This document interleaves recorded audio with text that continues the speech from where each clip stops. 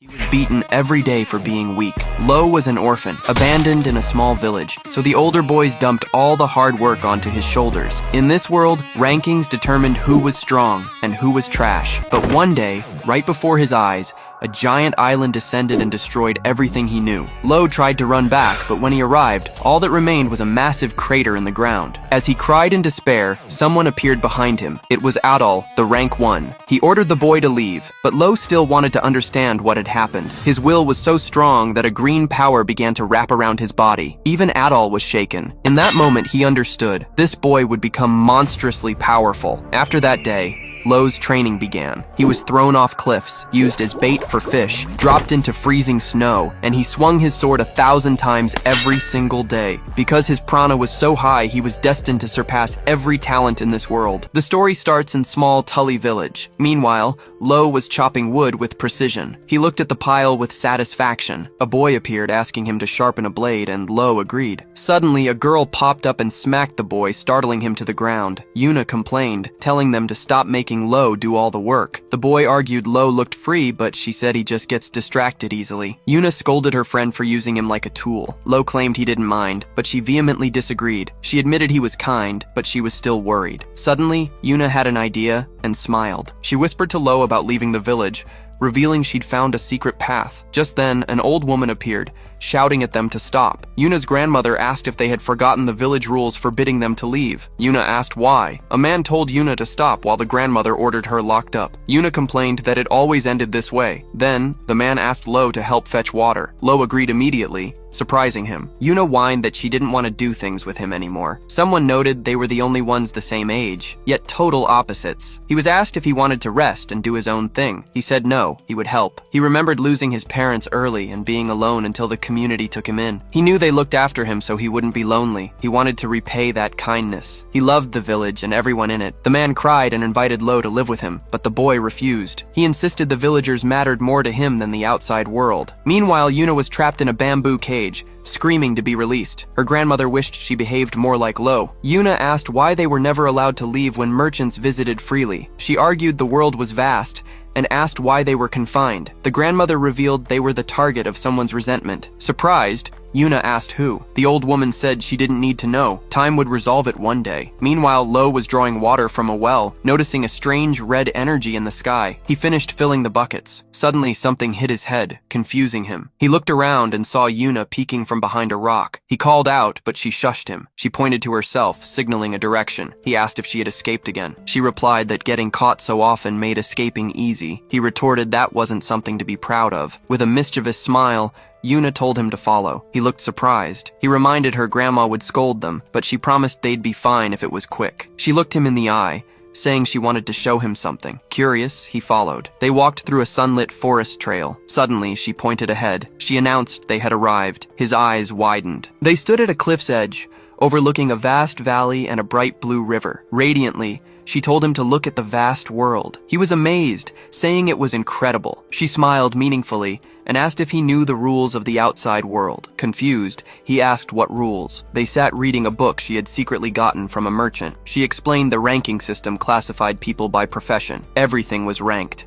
weapons, food, wealth, leading to intense competition. He realized the outside world had its own rules. Excited, she declared she wanted to be a ranker adventurer. She wanted to travel, compete, and be admired. Determination reflected in his eyes, but he remembered the village rule. Annoyed, she said she didn't care. She was leaving. She extended her hand, inviting him on an adventure. She insisted he needed to go to the outside world. She asked if he remembered the giant bird attack when she was 5. He recalled protecting her with a stick, emitting a mysterious energy. She reminded him he had saved her that day. He asked if that really happened. Excited, she confirmed seeing green energy, while he wondered about a strange sound he had heard. She said she knew he had special power. When he tried, he was stronger than anyone. She extended her hand again, saying he would shine out there. She skipped away through a flower field. Lo stayed silent, then thanked her. However, he still loved the village and said he couldn't go. Irritated, she called him stubborn, hit him with a branch, and left. He told her to be safe, then watched her leave. He pondered her decision and the rankings. The sky turned blue,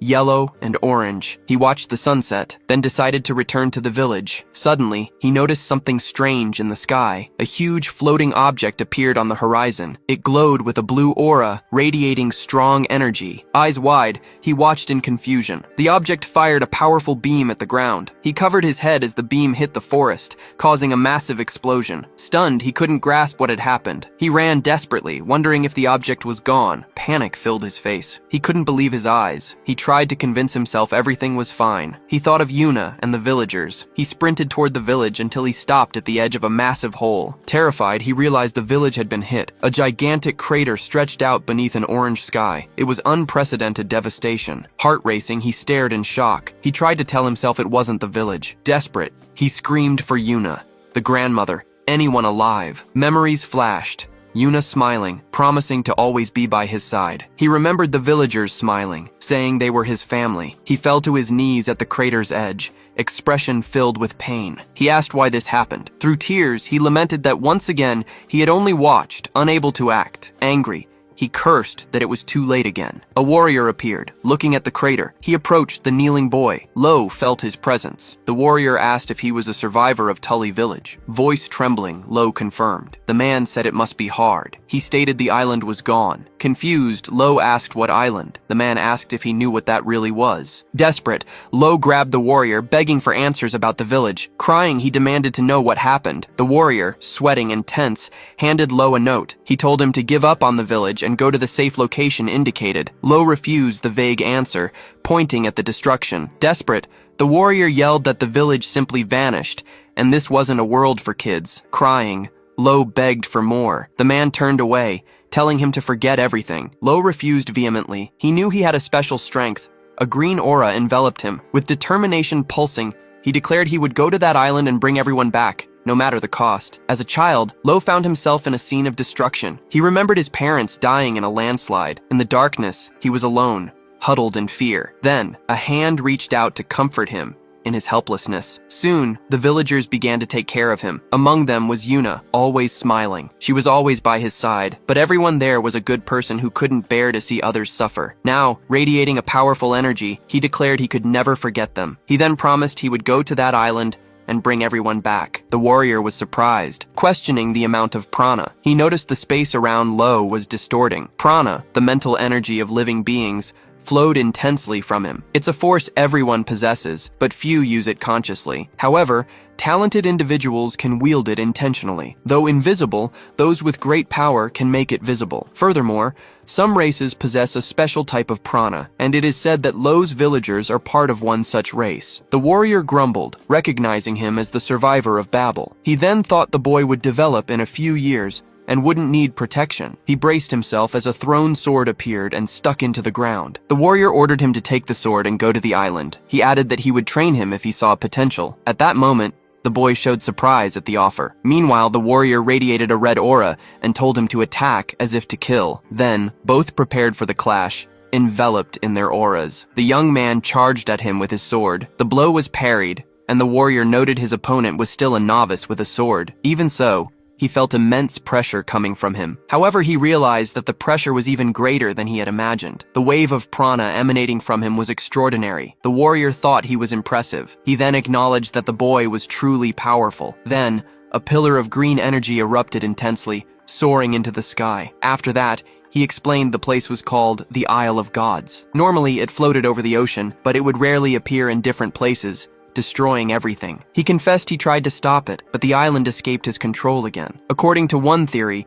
people caught in that light were taken to the Isle of Gods. So he asked if he would also be taken if he touched the light, but he was warned it was just a theory, and no one knew what would really happen. He then asked what he should do, and the warrior said there was a direct approach. He explained that he needed to be in the top 10 of the adventurer rankings. The boy repeated the words thoughtfully, adventurer rankings. He learned that adventurers were professionals who explored and developed unknown territories. The warrior continued, saying that among all the rankings, that one had the most participants, and its top 10 were true monsters. He learned that by reaching that position, he could go to the Isle of Gods. His hand clenched into a tight fist. Even so, the warrior revealed that the Isle of Gods was number 1 on the dangerous zones ranking, and few adventurers ever returned alive. He then asked if the boy was still serious about going. With determination, he answered yes. The warrior stared at him with an intense gaze. He agreed to train him for 1 year, teaching him only the art of the sword. He then offered his hand, explaining that the boy should use him as a stepping stone to climb the adventurer rankings on his own. Then, a doll introduced himself as humanity's strongest knight, #1 on the knight rankings. He asked for the boy's name, and he replied it was Lo. They shook hands, and a doll warned him the path wouldn't be easy. With a smile, he revealed that he was the first. At that instant, the young man's eyes filled with seriousness, as a doll finished his sentence. He was the only one to ever take him down with a single blow. Thus began a year of hellish training, with blisters popping on his hands and feet. Even with his muscles tearing, he continued to train non-stop. Still, he suffered from crushed bones. His body bled from all over as he fought tirelessly. After that, Adal never mentioned the Isle of Gods again, as if encouraging him to figure out the rest on his own, or give up. Even so, he believed the villagers had to be alive. That was all he could hold on to. He questioned why the village had vanished, and what that mysterious island truly was. Meanwhile, his shoes wore out from the intensity of his training. Soon he stood up, determined to find the truth. He swore he would climb the adventurer rankings. A year later, they stood together in a lush landscape. A doll asked if he was ready, and he replied that he had been for a long time. At that moment, his eyes showed great determination. Yuna once exclaimed she wanted to become a ranker adventurer. A long time ago, she had invited him to go on an adventure together. However, Yuna, who longed for the outside world, had disappeared, and now it was he who was setting out on a journey. He decided he would hold on to her dream for now. Adal then invited him to get going. He agreed with a serious nod. The knight noted that at 17, his disciple had grown a lot, and he replied that it was a real growth spurt. Thus began the adventure of the young warrior, disciple of humanity's strongest knight, on his way to the Isle of Gods. The map showed the kingdom of Balter and the small village of Tully. Soon after, the royal capital, Trakista, appeared as an impressive city. Right in the center, the local branch of the Bureau of Recognition stood as an imposing building. Inside, a girl slept on a desk, surrounded by piles of books. As time passed and the hour drew near, she remained in a deep sleep. Suddenly, she woke with a start, realizing she had overslept. In the hallway, a woman asked if she had spent the night studying the rankings again. She replied that she saw no problem with it,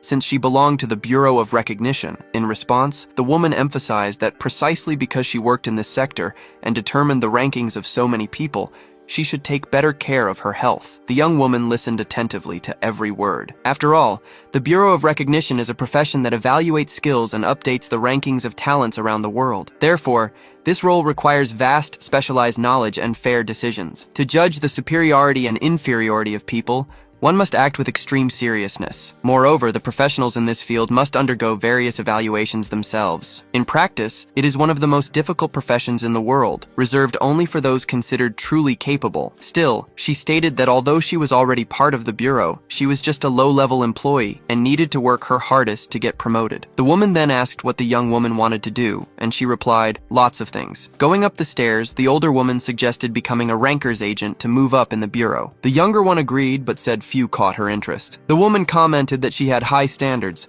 but the young woman denied it, claiming that today's rankers were half-assed. She then exclaimed that, in the old days, the competition for the rankings was much fiercer. However, nowadays, the top spots were practically fixed, which made the presence of the Bureau of Recognition members feel meaningless. Still, she argued that the rankings only had value because they were constantly updated. Laughing at the situation, the woman asked if she was a ranking maniac, and the young woman confirmed it naturally, describing herself as a serious case. She then began to wonder if a rising star would ever appear, capable of completely overturning the current rankings. At that moment, the woman revealed, surprised, that perhaps that star was right there. Further on, a room full of people sat waiting on benches. Seeing the scene, the young woman asked if this was the third year of the adventurer rank registration exam, and if it was always this crowded. She was told that there were usually fewer people. In response, the other explained the increase might be related to the Azaban forest, which was recently added to the danger zone rankings about 2 months ago. Understanding, the young woman nodded,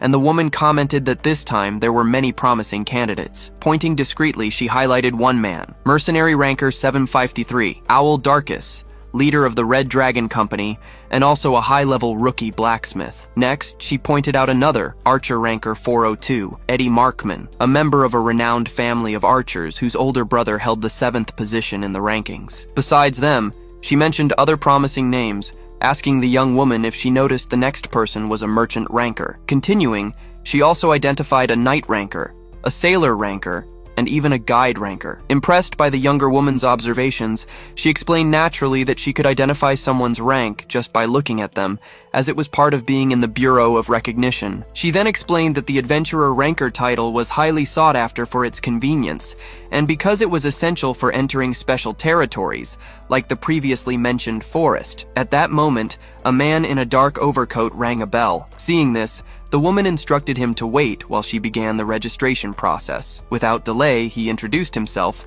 saying he had come to register for the rankings. She explained that the rankings were managed by the Bureau, and that although any member could update them, initial registration was only possible at the headquarters. Lo expressed interest in registering as an adventurer ranker, and she, seizing the opportunity, invited him to take the exam that was about to begin. With a direct yes, he confirmed. The clerk handed him the form, asking him to fill in his name and other details, and informed him that the exam fee was 3,000 del. Without hesitation, Lo handed the money to the woman. At that moment, the woman said everything was ready. The man thanked her and was instructed to wait in the room, as his exam number was 53. As he walked away, Lo and the young woman exchanged a brief glance. She then commented that there were still people who didn't know what the Bureau of Recognition was, and the other replied it had been a long time since she last had to explain. Then, the woman asked for help with the exam preparations. The young woman accepted, saying that working behind the scenes wasn't so bad sometimes. When asked if that was sarcasm, she assured her she was being serious. Standing before the candidates,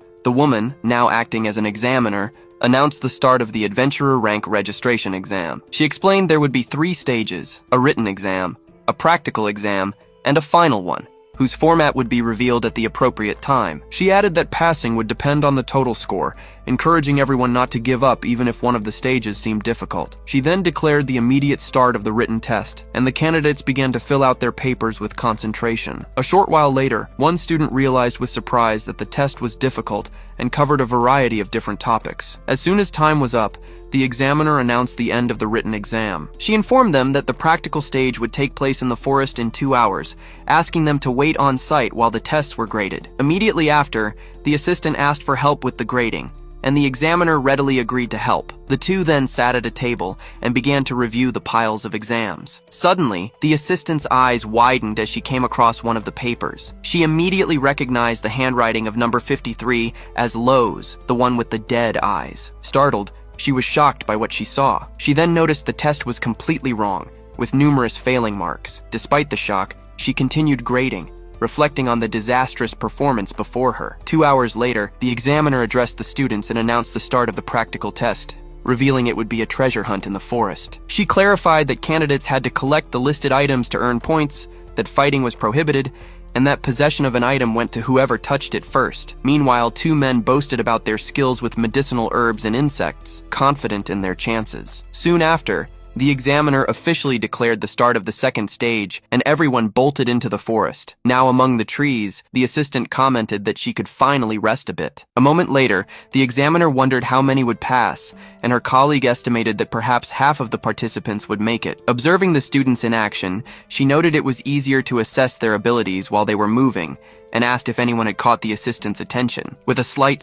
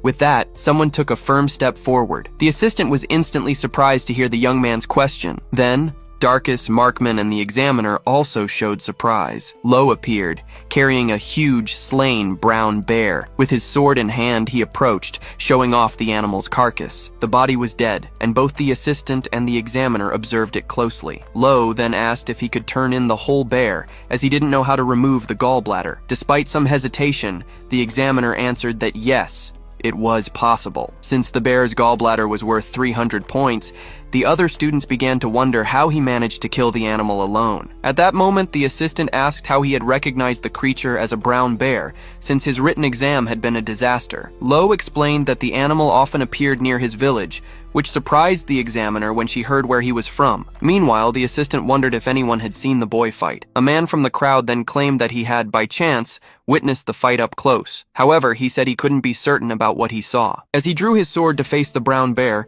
the scene unfolded before everyone. In an instant, the animal was slain. At that moment, the assistant watched Lo, deep in thought. About an hour later, in an underground training area, the examiner questioned the students about what an adventurer should fear. She immediately answered her own question: magical beasts and humans themselves. She explained that an adventurer's mission is to explore unknown lands, entering unpopular territories. During these journeys, she added, threats included bandits and pirates, making power essential to overcome them. For this reason, she announced the final exam would be a mock battle, where students would compete against each other. She assured them the test was meant to evaluate individual skills, not just to win. Darkus understood that was why the details hadn't been revealed beforehand. Suddenly, a muscular man approached and challenged him to a fight. In a provocative tone, he reminded him that he had only picked up a rock in the previous exam and scoffed at his mercenary rank. Furious, the man shouted that Darkus didn't deserve to be third class and promised to crush him immediately. In response, he blocked the punch with his sword. With a swift strike, he sent his opponent to the ground. He then apologized to the examiner for losing his temper at the insult, and she decided to ignore the scene, as the aggressor had already failed. As the man was carried away, other students commented he was an idiot for trying to turn things around, since the third class was composed of monsters. At that moment, the examiner wondered where Darkus's real opponent was.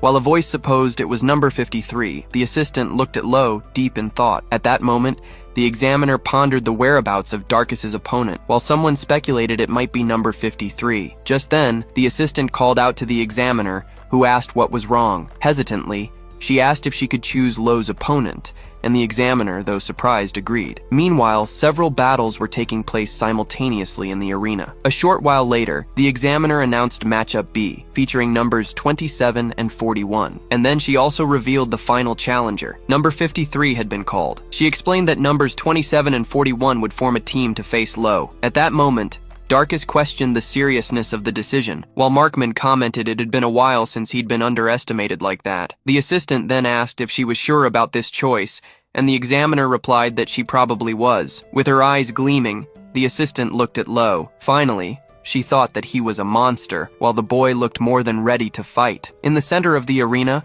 Lo prepared for combat against Darkus and Markman. From a distance, the professor and her assistant watched the fight intently. Holding his stance, the young man stood ready for action. Meanwhile, his two opponents positioned themselves side by side, equally ready to attack. Darkus, the leader of the Red Wolf Mercenary Company, struck an imposing pose. The previous year, his company had made a name for itself by defeating the Camorra Mafia. At the time, rumors claimed he had taken down 7 enemy leaders, including the mafia boss himself. His partner was the young master of the famous Markman family of archers. He had gained great notoriety thanks to his father's exceptional training, a man who once held the rank of the world's second-best archer. By age 5, the boy was already on the archer rankings, and his reputation was undeniable. Now, Lo faced the duo, watching their every move. To everyone present, he was still just an unknown young man. Then, the professor raised her hand, signaling the start of the fight. At the signal, the archer acted quickly and fired an arrow. However, his opponent dodged it with ease, the projectile grazing past his head. Meanwhile, Darkus charged forward decisively, and Lo matched his speed, moving with agility. Their swords then clashed with force, creating an intense flash of light. They began exchanging swift and precise blows, sending sparks flying. As the battle raged on, a spectator asked his friend if he could see anything, but the friend could only hear the sounds of the fight. With his eyes locked on his adversary, Lo remained completely focused. Attempting an offensive, Darkus lunged forward, but was surprised by the young swordsman's agile defense. In that instant, the mercenary leader showed his surprise at his opponent's speed. In response, the young man spun his body to deliver a counterattack. As he refocused his gaze, he noticed several arrows rapidly approaching. He then looked up, spotting the archer readying another attack. One of the arrows was sliced in midair with a precise swing of his sword. He then blocked and deflected all the others with firm, calculated movements. Witnessing the scene, nearby spectators were startled as the ground cracked from the impact. One of them, nearly hit, stood in shock. From above, Lo stared down his two opponents, who were preparing to continue the fight. It was then that Darkus commented that the swordsman must be a high-ranking knight, and the surprised archer stated he'd never seen anyone like him. In response, the young man asked if they were also affiliated with other rankings. The archer replied that he was 402nd on the archer rankings, and the mercenary leader added that he held the 753rd spot on the mercenary rankings. Hearing this, the young man simply said he understood as a green aura began to manifest around him. He then declared that if he defeated them, he would surely ascend to the triple-digit ranks. The emerald energy expanded around him, forcing the spectators to back away instinctively. Showing surprise, Markman reacted to the power manifesting before his eyes. Darkus was also shocked, feeling his opponent's intimidating presence grow suddenly. Seeing this, the assistant murmured, impressed that his prana was visible and of such magnitude. At that moment, the archer explained that the ranking wasn't tied solely to profession. He then repeated that he was 402nd on the archer rankings as he prepared another shot. Finally, he revealed that he also held the 78th spot on the sharpshooter rankings. In a matter of seconds, Markman was defeated. In that instant, Darkus watched Lo, who was still enveloped in his green aura, while the archer lay on the ground. Surprised, the mercenary stared at his opponent with wide eyes. Then, they faced each other in silence, swords raised and ready for another clash. While Lo maintained an intense gaze, fear began to show on Darkus's face. Then, the swordsman lunged at him with incredible speed. The blade stopped just an inch from his neck, causing him to scream out, "Wait!" With no other choice, Darkus dropped his sword and raised his hands in surrender. In a serious tone, he explained that he had to get to work, and passing out like his partner would be a huge problem. Hearing this, Lo stared at him for a moment. Then, he sheathed his sword and replied that he understood. Averting his gaze, the mercenary turned his head and thought to himself that this kid was a real monster. Meanwhile, Lo himself was lost in thought, questioning who he really was. Around them, the spectators were stunned. One commented that he had defeated 2 triple-digit rankers. The assistant also seemed amazed by what she had just witnessed. At that moment, the professor raised her hand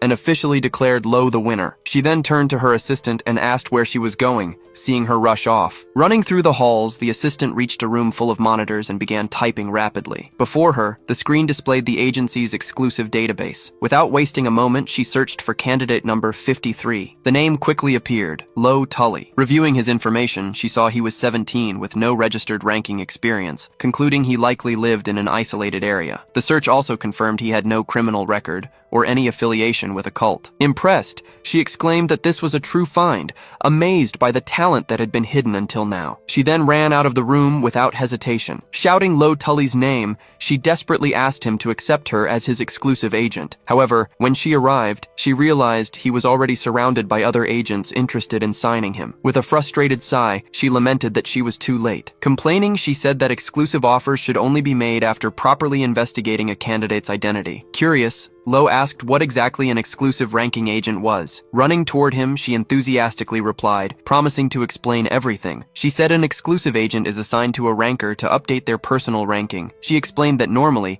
one has to wait for the agency to send an evaluator to process the update. However, with an exclusive agent, the ranking can be updated instantly. She added that this type of agent is especially valued by adventurers who are constantly traveling. Just then, she pulled something from her pocket. She revealed that recognition agents have an exclusive terminal, the rank Tel, with direct access to the latest information. She stressed that to climb the ranks efficiently, he should seriously consider hiring one. Reflecting for a moment, Lo considered the idea of climbing the ranks more efficiently. A moment later, he said he had one condition. Turning to the other agents, with the assistant by his side, he raised his voice. He asked if there was anyone there who could get him into the top 10 of the adventurer rankings. Faced with such a bold question, she and the other agents were all taken by surprise. As the agents whispered, they said the top 10 was reserved for true monsters. And despite Lo's sword skills, it just wasn't enough. Hearing their comments, he watched them in silence. The assistant, on the other hand, looked clearly upset. As he walked up the stairs to leave, she watched him intently. Suddenly, she shouted for him to wait and ran toward him. Soon, the two were walking side by side across the courtyard, heading for the building's exit. That's when she called him by name. Curiously, she asked why he wanted to reach the top 10 ranking. Without changing his tone, he replied, it was none of her business, keeping his steady pace. Still, she insisted, saying she would make it her business then. Determined, she declared herself his exclusive scout agent. Hearing this, he seemed annoyed at the idea of being guided to the top by her. He then said he didn't want to put a child in danger, which made her stop, shocked by his words. Indignant, she exclaimed that before being a child, she was a scout agent. And besides, she reminded him he was just a boy himself. However, she was even more surprised when he stated that even if she weren't a child, he wouldn't hire her anyway. He bluntly explained that he didn't want to involve others in his journey. At that moment, she stared at him intensely. She said there was something she needed to do. She revealed she had a mission to accomplish, even if it cost her her life. That's why she wanted to join him. They both stared at each other firmly. She showed her full determination. Meanwhile, he also reaffirmed his own resolve to go to the island and bring everyone back. Recognizing her feelings, Lo said that she too had something she needed to do. Side by side, they stood before the building, which stretched out in the background like a symbol of their new alliance. The assistant then held out her hand, promising to take him to the level of an elite ranker. He accepted the gesture and, for the first time, revealed his full name, Lo Tully. The two shook hands firmly. Afterward, night fell on the city, illuminated by hundreds of lights shining under the dark sky. Inside the room, the space was tidy and glowed softly, with a wide view of the illuminated buildings. With a smile, she asked if he liked the place. She explained that she had rented the room for a few days for him to use as a temporary base. Seeing how well organized the place was, he praised her competence. Tossing her bag on the floor, she replied that it was nothing. However, upon learning there would be a 1-week trial period, her expression suddenly changed. Annoyed, she complained about the decision, while he casually apologized. As anger took over, she promised to prove her competence within the deadline, mimicking Lo's gesture of bowing. Without changing his tone, he replied that he was looking forward to it. Still annoyed, she asked him not to act like it wasn't his problem too. She then commented that he was extremely serious during combat, but outside of it, he always seemed spaced out. With a slight nod, he agreed, saying he heard that often. Suddenly, her pocket vibrated, drawing her attention to her device. Immediately, she took out the device and showed the screen to Lo, revealing the exam results were in. The screen displayed Lo Tully's new adventurer rank, 2728th. With an excited smile, the assistant congratulated him on passing and asked if he was surprised by such an exceptional rank. Lo commented that he had expected a 3-digit rank. Curious, the assistant asked the reason for this expectation. He explained that he had faced 2 opponents with 3-digit ranks during the exam, which made her understand his logic. She then clarified that the adventurer ranking has many more participants, making it more competitive with stricter limits on advancement. Shortly after, the device beeped and revealed Lo's swordsmanship rank, 58th place. The assistant smiled and commented that rankings weren't limited to just professions and that his position was truly excellent. Lo, surprised, asked if it was really that impressive. She affirmed with conviction that this number represented the very essence of the talent their office valued so highly. Next, Lo wanted to know if his opponents also had other rankings besides adventurer. The assistant confirmed and showed him the data on her device. On the screen, Owl Darkus's various rankings appeared, covering categories like hand-to-hand combat, siege tactics, and endurance. Then she displayed Eddie Markman's multiple rankings, including sharpshooter, firing speed, and visual acuity. She explained that it's possible to have rankings in various categories, and suggested Lo also register in other areas to get more jobs. However, he replied coldly that he wasn't interested in getting work. Smiling lightly, the assistant said that even in a short time, she was already starting to understand his ways. She deduced that Lo wanted to reach the top 10 of the adventurer ranking by the fastest route possible. Seriously, she added, he wanted to go to the Isle of Gods. Lo stared at her in silence, his expression serious. Then he asked how she knew that. She explained that this was the special privilege reserved for the top 10 rankers, and that was why she had questioned him after the test. Lo just agreed with a slight nod. In response, the assistant stated that, in return, she would also reveal her personal situation when the time was right. Lo agreed that would be fair for both of them. However, she commented that her situation wasn't easy to explain to someone newly registered. Lowering her voice slightly, she revealed that what she sought was the darkness of the rankings. Lo raised an eyebrow, questioning what she meant by that, but the assistant quickly changed the subject, saying it was nothing important. She then turned to him with curiosity. She wanted to know where all his power and sword skill came from. Calmly, Lo revealed that he had become the disciple of a knight named Adol a year ago. The information stunned the assistant. She grabbed Lo's shoulders and began to shake him, asking if he meant Adol, the #1 ranked knight. Lo simply confirmed. The assistant's eyes widened, surprised that he had been Adol's disciple for only a year, and yet showed such coolness. She mentioned that Adol was famous for never teaching swordsmanship to anyone, despite receiving hundreds of requests. She added that there were rumors he intended to pass on his legacy to the next #1 knight in the rankings,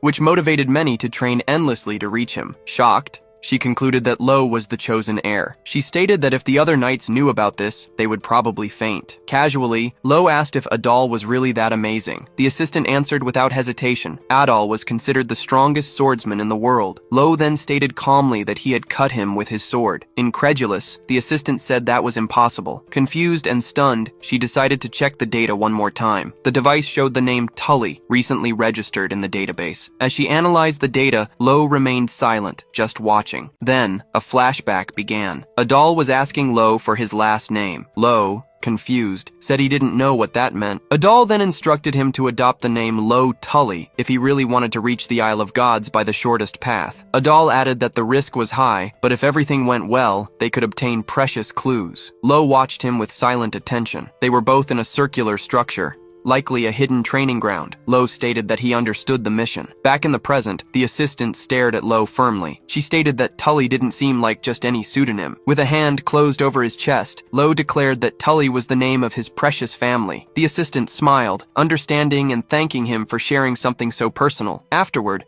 Lo suggested they rest for the day, as her duties as a scout agent were over. Without a word, the assistant took off her hat. Surprised, Lo watched her in silence. His eyes wide, he asked if she was a girl. Confused, she replied with a, "Huh?" Astonished, she asked if he had only just now realized it. Lo apologized sincerely. She clutched her hat in frustration, not knowing whether to laugh or scream. Finally, she thought to herself, frustrated, "Is that all he has to say?" Just then, a carriage stopped on a quiet city street. Inside the house, the assistant sat reading a newspaper in the sunlight. As she read on, her expression grew more and more surprised. Soon after, she greeted Lo as he came down the stairs, noting he was up early. In response, he just stared at her with a serious expression. He then mumbled something about getting water, but she cut him off, questioning him in confusion. Still, he replied it was nothing and greeted her, and she wished him a good morning back. Next, she tied up her hair and suggested they go get some coffee. He then lightly touched his hat, thinking it would be a long journey, but acknowledging this was just the first step. Excited,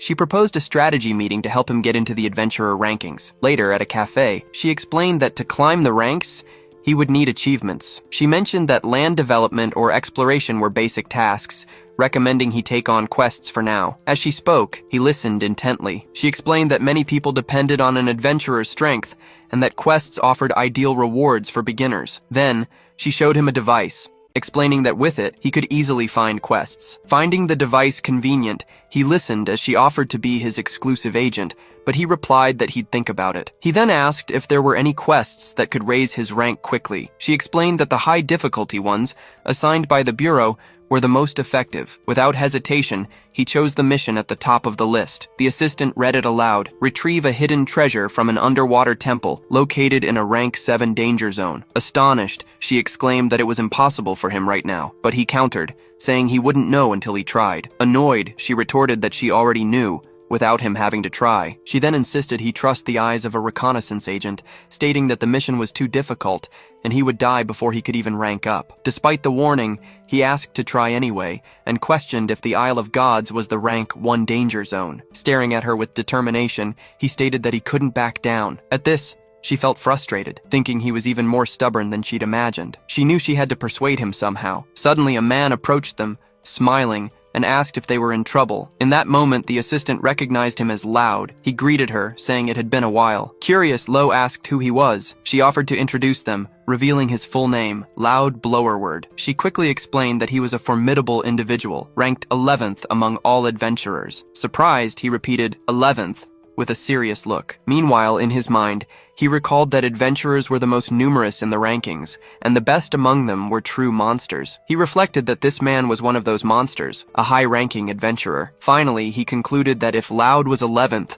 with just one more level up, he could challenge the Isle of Gods. Seizing the opportunity, the assistant asked Loud for a favor, and he promptly asked what it was. With a glint in her eye, she pointed at Lo, and asked him to defeat him. Soon after, the two met in a large arena. Loud arrived shortly after, apologizing for the wait as he was watched closely. Remarking that he hadn't expected a duel, he picked up a borrowed weapon, a light spear, but one he deemed sufficient. At that moment, Lo formally introduced himself. However, Loud replied that he was clumsy with formalities, saying etiquette didn't matter in the adventurer rankings. Loud then mentioned that the assistant had updated his rank before and praised her, saying she was incredible. He continued his praise, highlighting not only her vast knowledge, but also her passion for creating accurate rankings, a rare trait among agents. At this, she blushed slightly, realizing he wanted to help her as much as he could. As he swung the spear, he pondered her request to teach Lo a lesson, sensing there was a certain care involved. Meanwhile, the boy watched him closely, feeling he could sense his strength just by looking at him. The aura around Loud radiated power, and Lo felt as if the slightest movement would get him pierced by the spear. Worried, the assistant called out to him with a distressed expression. She then declared with determination that this was a good chance for him to learn about the vastness of the world. Hearing this, he looked at her seriously, taking in her words. He then grew thoughtful, wondering if this was really about vastness. At that same moment, he remembered what had happened to his village. Engulfed by an intense aura, he declared that he already knew about vastness. In that instant, a screen appeared, announcing the duel between Lo Tully, ranked 27-28th, and Loud Blowerword, ranked 11th. Excited, the assistant shouted for the duel to begin. Immediately after, the two clashed in a confrontation of sword and spear. Preparing for the attack, Lo channeled prana into his armor and delivered a high-impact strike. As he defended himself, Loud suspected that Lo was increasing his agility by channeling prana into his hands and feet. Still, he thought that this style of swordsmanship couldn't be his own. He recalled that the Sword Saint's technique was passed down to only one successor,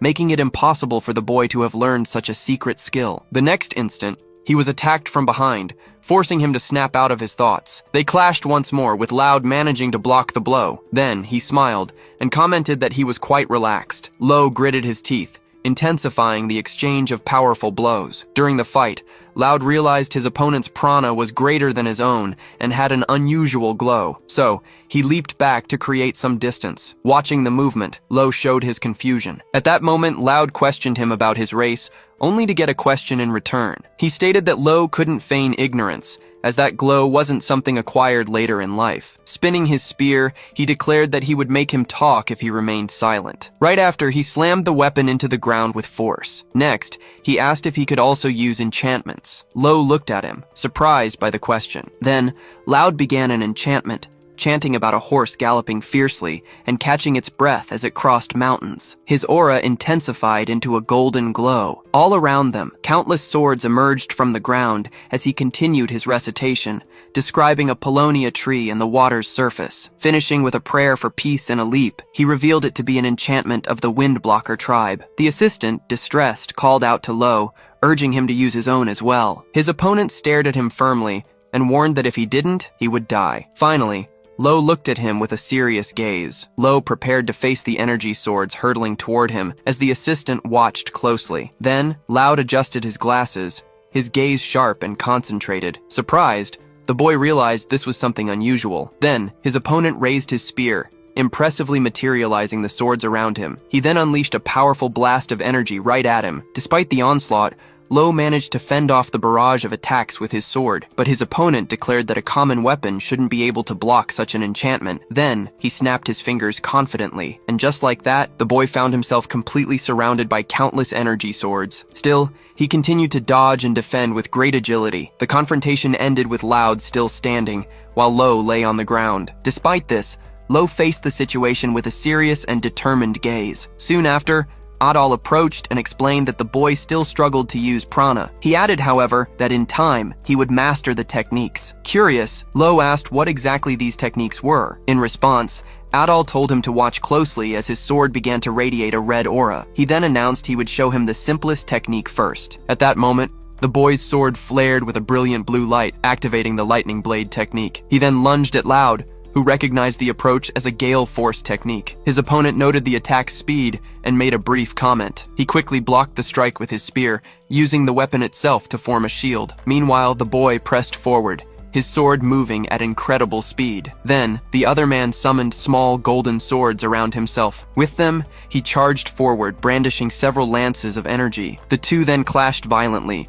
Loud dodged the attack at the last second, recognizing a lightning-fast slash invisible to the naked eye. He then hurled his spear at his opponent. Even so, the boy managed to block it with his sword, but the impact sent him flying backward. The force of the blow launched him high into the air. Moments later, he lay on the ground, his face etched with exhaustion. Loud stood over him, praising his performance. Still, he snapped his fingers again and commented that the barrier between them was still too high. The assistant and the boy stared in shock at the glowing swords surrounding him. Surprised, she grew uneasy at the sight. He too was stunned as he realized the gravity of the situation. At that moment, Loud raised his hand, warning them not to underestimate the adventurer rankings. Immediately after, the golden swords rained down on him relentlessly. An explosion of energy and dust erupted from the point of impact. When the dust settled, it revealed the boy lying in a crater, pinned down by the swords embedded in the ground around him. The match was declared over. Loud was the victor, holding his rank as number 11. The warrior asked the assistant if she was satisfied. She thanked him. He remarked that the boy surely understood now, and Loud agreed. His gaze fell upon the figure lying on the ground. Then he asked if she had really believed he could win. The assistant replied that she had only thought it might be possible. He then asked if her belief was based on the fact that the boy was Adal's disciple. She confirmed he had guessed right. Finally, Loud explained that he recognized the high-speed sword technique as the style of the Sword Saint. Loud wondered if that could be right. The Sword Saint's style was the most powerful form of swordsmanship, passed down through generations to a single successor among the Ranker Knights. He concluded it was strange for a mere adventurer to have inherited it, as if he'd stolen a sacred treasure from a true knight. The assistant agreed and decided she would have to keep Lo from crossing paths with any of them. Loud affirmed that would be wise, since such an encounter could cost the boy his life. She reflected that if he conducted himself like a true Ranker Knight, perhaps things would resolve without major issues. With a thoughtful expression, she concluded there was something Lo needed to accomplish, something he considered essential, even if it seemed impossible. It was then that the assistant revealed the real reason she had believed in him, regardless of his inherited style. She explained it was because Lo claimed to have landed a hit on a doll, a revelation that astonished Loud. While it seemed unlikely he could pull off such a feat at his current level, she admitted he didn't seem like the type to lie. Loud agreed, thinking there must have been some special circumstance behind it. He reflected that while the boy's style was impressive, what truly caught his attention was the energy contained within his prana. Just then, the assistant called out to him. He gripped his spear and concluded that Lo was likely capable of using enchantments as well. And he thought that if Lo had used them during their fight, the outcome might have been very different. Under the sunlight, a girl was in the kitchen. While stirring something, she hummed a soft melody. With a serene face, she seemed lost in thought. Suddenly, an older woman scolded her, asking what she was humming. Indignant, she called her a fool and explained that the song kept them from leaving. She then forbade the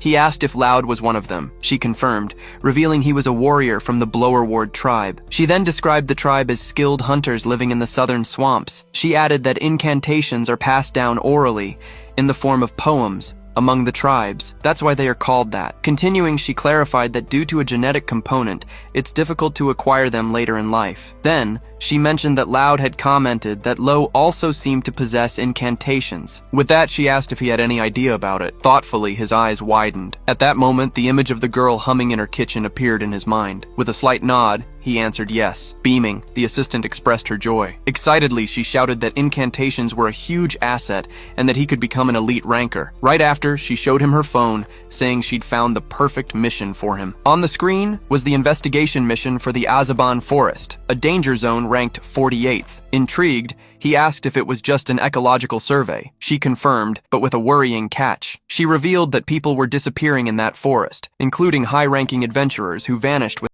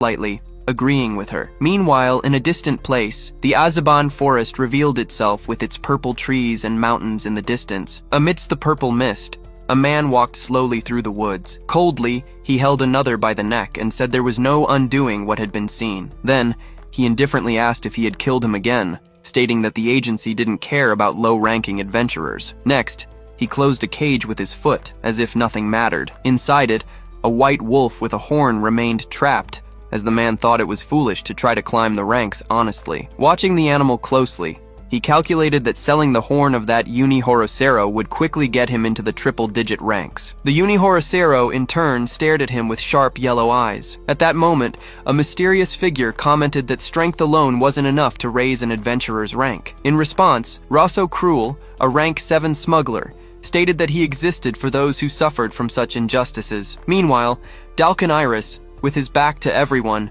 reflected that he would never give up a good hunting ground like this one. Right after, he raised his arms confidently, declaring he would reach the top 100. He, a rank 672 adventurer, wore a determined smile. So, Lo and the assistant walked together toward the entrance of a forest protected by a fence. As they approach, he hands a document to one of the guards and asks them to check his rank. After confirming the adventurer's rank is 27/28th, the guard authorizes his entry. As they walk, he asks how many adventurers there are, and she replies that there are about 30,000. She then explains to her companion that the adventurer ranking has a completely different level of difficulty. Furthermore, the assistant explains that a 4-digit adventurer here is equivalent to a 3-digit one in other rankings. Therefore, she emphasizes how high the quality of participants is in this ranking system. Finally, the explanation ends with the statement that a 3-digit adventurer would be more skilled than the opponents from the exam. Reflecting on this, the young man realizes the required level is indeed high. Faced with this realization,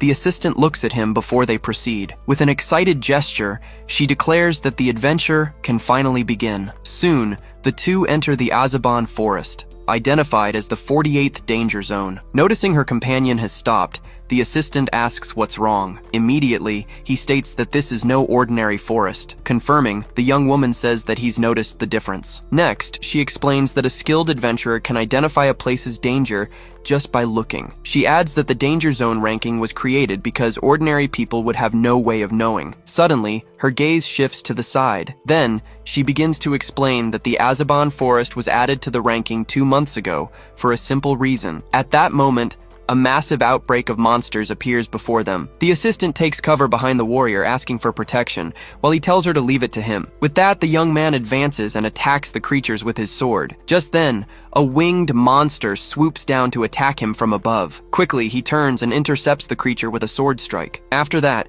he leaps toward other insectoid monsters to continue the fight. With a single sword strike, he defeats the remaining monsters. Right after, his companion asks if the technique he used was taught by a doll, and he confirms it was. He explains that he learned several techniques from a doll but can't use most of them yet, though he believes he's close to mastering the second one. At that moment, a huge Brad orc, rank 126, appears before them. The creature then roars at the two of them. Facing the threat, the adventurer decides it's time to test his new technique. He then advances toward the orc while channeling the energy of his technique, the mid-path. Then, he announces the skill's name, Lotus Flower. With that, he unleashes a cross slash that hits the orc head-on. The blow strikes the creature's chest, which remains standing as the energy dissipates. He observes the result of his attack. Beside him, the assistant watches the scene with her hands raised. When the orc charges to attack, the young man grabs his companion and flees, admitting his technique failed. He justifies himself, saying he thought it would work, and the girl reminds him of his duty to protect her. As they run, she warns him they are approaching a cliff. At that moment, he holds her tightly and tells her they're going to jump. Immediately, he leaps from the cliff, taking the assistant with him. Thus, the two fall at high speed toward the bottom of the ravine. During the free fall, he keeps her safe in his arms. Then, the adventurer uses the branches of a large tree to break their fall and land on the ground. After landing, the assistant is completely dizzy from the maneuver. Then, he sighs in relief, and his companion scolds him for not warning her about the plan in advance. In a sincere tone, he apologizes, explaining it became a habit from Adol's training, and she questions what kind of training that was. Without answering, the young man just looks away. Upon reaching a new clearing, he observes the surroundings. The assistant then points excitedly, revealing they've luckily reached the target research area. Next, she explains that the ecosystem survey had to be redone, and that 20% was still pending. She then reveals that the remaining part of the survey is exactly where they are, finishing by explaining this is where the major monster outbreak occurred. At that moment, a deer with large antlers is seen drinking water from a stream. Noticing her companion's silence, the assistant calls out to him. He then comments that the local plants and animals are all unknown to him. At this, the young man looks at the forest and concludes that this is a real adventure. At this moment, he recalls when Yuna invited him on an adventure. Thus, he reflects on the journey Yuna so desperately wanted. Back in the present, a noise in the bushes catches their attention. As he starts to move, the assistant stops him and asks him to wait. At that moment, a white magical beast emerges from the bushes, and the young woman begins to identify it. As the creature passes by them, the assistant holds out her hand to stop it. He then asks if he should defeat the beast, but she immediately says no while looking at a device. Soon after, she identifies the creature as a royal horn, and reports that it's a rare rank 4 species on the brink of extinction. Noticing the wound on the animal's paw, she kneels down to tend to it. He asks if his companion knows how to treat it, and the assistant confirms, recalling that she learned basic medicine for rankers. She then suggests they set up camp there, as she, an appraiser, cannot abandon the creature. Faced with the proposal, the young man simply agrees with the decision. The young woman then justifies that protecting the royal horn is part of the ecological survey, and he states that he understands. Later that night, they camp around a bonfire. Near the fire, the assistant sleeps beside the royal horn. Away from the camp, the warrior trains alone in the middle of the forest. While holding his sword, he prepares to execute the middle technique. Then, he practices the lotus strike on a tree. The energy from his sword strike hits the trunk hard. After training, he concludes that his effort is useless. With that, he throws himself exhausted onto the grass with his sword at his side. Lying down, he looks up as he reflects. In his memory, he fought another, more powerful warrior who used a spear art's Zen technique. Back in the present, he admits he was completely powerless in that fight. While watching butterflies, he thinks he can't go to the Isle of Gods in his current state. With that, he reaches out his hand and decides he needs to become stronger. Right after, he sits on the ground, thoughtful. At that moment, he remembers the assistant saying that Lord Loud mentioned he also possessed an art. Sitting in meditation, he reflects on the idea of having an art. Suddenly, he is awakened from his thoughts while resting. As he gets up, he asks the assistant what's happening. She then explains that the creature suddenly started to get agitated. The royal horn growls and takes an aggressive stance. He observes that the animal seems better, and the assistant explains its recovery is fast with the right treatment. She then comments that the beast's distrust suggests the wound was caused by a human. At this, the young man questions if the one responsible for the attack was really a human. In response, the young woman asks him to look closely at the creature's horn. She shows the chipped parts and concludes that the beast was attacked by a poacher. Finally, she explains that the animal's horn is a panacea, which is why it was captured en masse until it became rare. Furthermore, she continues, even with the ban, they are still poached and sold in the underworld as unicorns. Suddenly, the royal horn charges aggressively at the assistant. Quickly, the young man positions himself in front of her, blocking the creature's attack with his sword. After the animal flees through the forest, the young woman protests. He realizes he scared it, while his companion decides to pursue it, as it hasn't fully recovered yet. While getting ready, she explains that pursuing the creature is part of the ecological survey itself, since its presence was unknown. Fully prepared, the swordsman announces he will go on ahead. Seeing him leave, the assistant warns him from a distance to be careful, as there might be poachers in the forest. At this, he stops and asks what he should do if he finds one. He then asks if his ranking will increase if he defeats them. The young woman replies that, depending on the opponent's capabilities, it's a possibility. Hearing her answer, he plants his foot firmly on the ground and says he understands. With that, he propels his body forward, declaring he will defeat as many as he can. Then, he runs at high speed through the forest. The assistant observes his speed and quickly loses sight of him. As he moves forward, he follows the trail the creature left behind. Suddenly, he is forced to dodge an arrow. Right after, he lands on the ground as the projectile embeds itself in the earth in front of him. An opponent then appears and warns him about his bad luck, calling him a poacher. Next, the man charges to attack, saying he's in a bad mood. Their swords clash, causing a great collision of energy between them. During the clash, the enemy questions the color of the energy he sees. Unexpectedly, the swordsman stops the attack and asks him to wait. Hearing the voice, the young man recognizes his opponent. With that, the other one lowers his guard and stands still before him. At that moment, he notices an archer positioned in a nearby tree. Not understanding the situation, he asks who that person was. Then, the archer shouts the name Eddie, and the swordsman replies Owl, revealing their identities. The day after the adventurer registration exam, everyone gathered at the guild. Inside the main hall, several members were waiting in groups. Meanwhile, Darkus approaches the counter to accept a quest, and the receptionist asks about the desired rank. Before he could answer, Markman rushes over to greet him. The archer then comes to the counter and declares he's also there to pick up a quest. For a moment, the two stare at each other in silence. They both stand near the window, not saying a word. Soon, Markman tries to break the silence and start a conversation. Then, the two argue about who should choose a quest first. After a sigh, the archer gives in. He then recalls their previous conversation about not finding any information on Lo, the swordsman who defeated them. With that, he mentions that despite his appearance, he's considered a prodigy among archers. Still, he admits that losing so directly to someone unranked was a blow to his pride. Darkus, on the other hand, remains silent for a moment. Rejoining his group,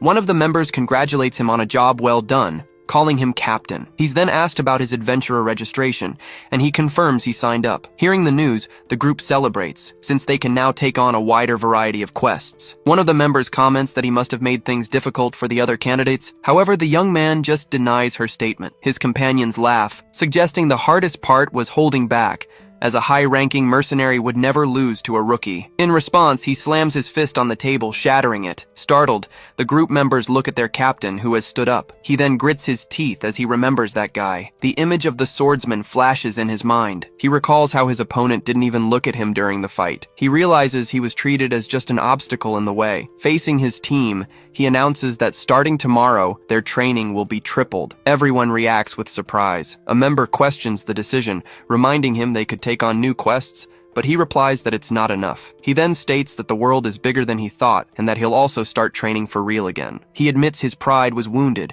and Markman agrees he can no longer ignore the adventurer rankings. Darkus reveals his rank is 6,725, and his companions is 6,301, while Lo, who defeated them, is ranked 2,738. Confident, Markman claims the 4,000 rank difference will be easy to overcome, and the other agrees they share the same goal. In front of the quest board, the archer suggests Azaban Forest, and the captain agrees that dangerous places are good for climbing the ranks. When they arrive at the forest, they find the swordsman standing before them. Suddenly, a sound from the woods draws the attention of all three. At that moment, Lo says they can talk later. He then runs past them and heads deeper into the forest. As Markman follows, he explains that an injured royal horn has appeared, and the boy asks if he intends to protect the creature. To this, the swordsman confirms while observing the archer's speed. As they run, he teaches him how to use the forest's uneven terrain to move. With that, Markman dashes ahead of everyone. Soon after, the warrior acknowledges that the boy's skill is impressive. He then speeds up even more, racing through the forest. Markman then calls out his name as he sees him approaching. Upon catching up, the boy warns that the beast caught the creature they were chasing. Before them, a giant monster appears, blocking their path. The creature then attacks with its tentacles, forcing the two to dodge. Immediately, the swordsman uses his blade to cut down the approaching tentacles. He stops, realizing he can't get closer, and considers a long-range attack. However, he dismisses the idea when he sees the royal horn would be hit too. Turning to Markman, he asks if he can create an opening, and the boy asks how he would do that. Darkus then shouts to aim for the eyes, while telling the swordsman to keep running. With that, the archer fires his arrows as the other advances through the forest. The arrows strike the monster's eyes, and it roars from the impact. As the creature writhed in pain, Darkus suddenly appears. He runs toward the monster, shouting for the blow to be aimed at the creature's legs. As soon as he hears the command, the swordsman plants his feet to prepare an attack. He then unleashes a horizontal slash towards the monster. The creature roars once more, opening its mouth. Darkus then orders the warrior to grab the royal horn and get out of the way. He immediately snatches the small creature. Right after, Darkus charges forward and strikes a tree. From the tremor,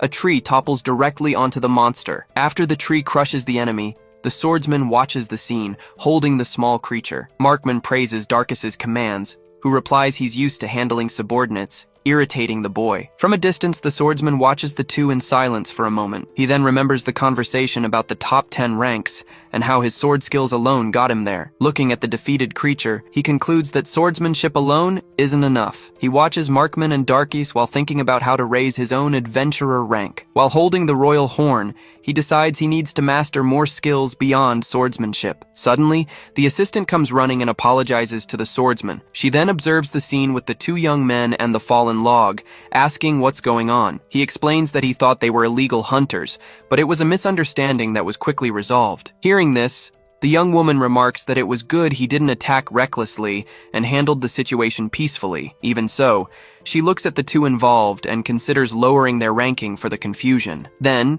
she says she's just kidding, but she'll do it next time, and they both agree to be more careful. Afterward, Darkus whispers, asking why the guy hangs around with an evaluator. He replies that it's easier to climb the ranks this way, but it also means constant surveillance. Markman warns that he'll mostly get inflexible jobs and travel a lot, but the girl denies that will happen. Despite her denial, the archer insists, saying he's just being used for her own purposes. He then asks if the swordsman knows why evaluators want an exclusive ranker, explaining it's the only way for them to progress. He continues, stating that evaluators get promoted when they update rankings, using the rankers as a means to climb. As she walks ahead, the young woman remains silent, and the archer concludes she's just using her partner as a stepping stone to advance. He just repeats the word progress under his breath. At that moment, he recalls the evaluator's determination when she said it was something she had to do. With this, he wonders if he's really being used, but concludes that she doesn't seem like that type of person. A moment later, the girl checks the surrounding area, stating that it seems safe. Suddenly, the royal horn rubs against her, making her turn from the movement. The swordsman comments that the two seem to have become friends, but she complains that the creature doesn't understand personal space. Darkus then calls the animal an ungrateful wolf, and she replies that its attitude is due to the guy's scary appearance. As he tries to defend himself, she cuts him off, saying it's his scary aura's fault, and walks away carrying the creature. He repeats her words, while the evaluator comments that something is bothering her. She then approaches the defeated monster and identifies it as a forest fisher. Next, she explains they had never encountered this creature before, as its natural habitat is in cold places. She also realizes the monster has never been seen in the Azavan forest. With that, she asks her partner to register the creature's existence, and he agrees. Finally, she explains to their two companions that she's on a research mission and asks what they are doing there. In response, Darkus states they are doing something similar and received the mission from the evaluation office. Hearing this, the assistant finds the answer strange,